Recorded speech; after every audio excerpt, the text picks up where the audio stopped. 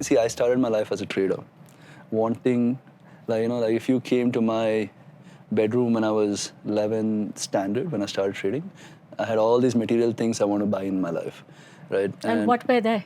At I mean, 11, huh? 11 standard, so 17. Okay. Right? Like there was a Breitling watch, there was a Porsche 911, there was like this house with swimming pool, and like bunch of things. And I also I have a lot of hobbies. So I also had I want to be 100th of Mark Knopfler as a guitar. I want to do my Iron Man in this much time. So those goals also were there. But then I think the realization very quickly was that materially, I think hanging around with him, I think the reason I call him a guru is that this whole realization that you can't really buy happiness. If you're not happy without it, you can never be happy with it, because there's always a better watch, there's always a better car. And I think that contentment of materially that he has, I think just hanging around him has, I think, not just me, I think a lot of people on the core team, be it Nikhil, be it, like a lot of us have become like him. And, we question, every time we're going on a holiday, if this holiday is required, if I'm buying something, do you really need this?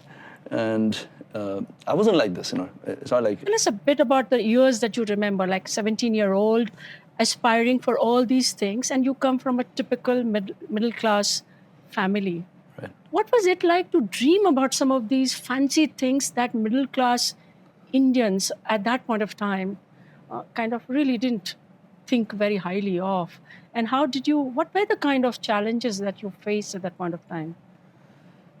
I mean, see, the thing is, I think every 17-year-old would have probably dreamt becoming rich. It's not like I was being unique, like wanting to be rich and having enough money, So I don't think those dreams were anything unique. Just background-wise, my dad was in the bank, so he took us around the country, and then I came to Bangalore. So we were in North India, we were in a place called Karnal near Haryana. So I think coming to Bangalore, was the first time I actually got exposed to like rich friends, like people with multiple cars, etc. So maybe that influence was probably how, at 17 I had if I was in Karnal, would I have cared about Porsche? I probably would not have even known what a Porsche is, in the sense.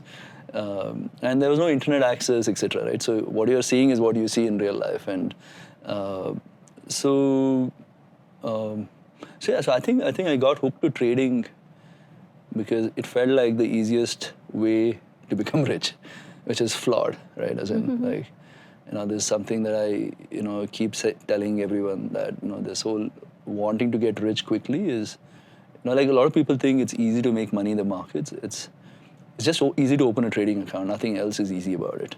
And so I think my dad and mom both are generally, enterprising of sorts. And my mom is actually super enterprising. I mean,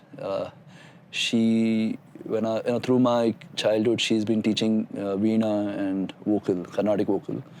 In North India, she was trying to do some business because there was no one who wanted to learn Veena and Carnatic in North India. Then she opened a flower shop.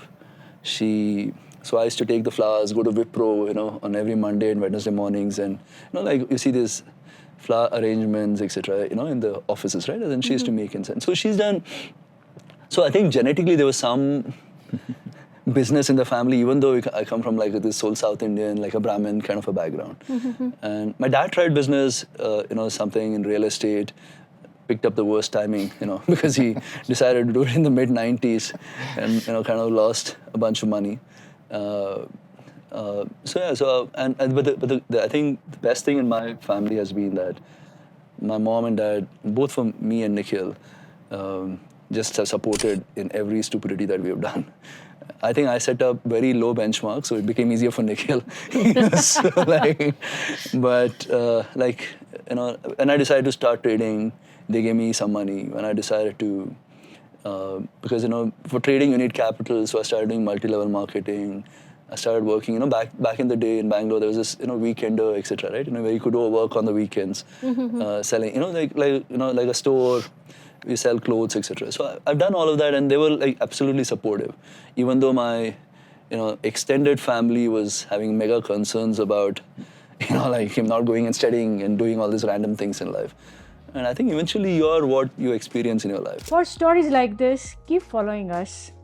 From Code to Culture, our podcast. Subscribe to our channel, follow us on social media.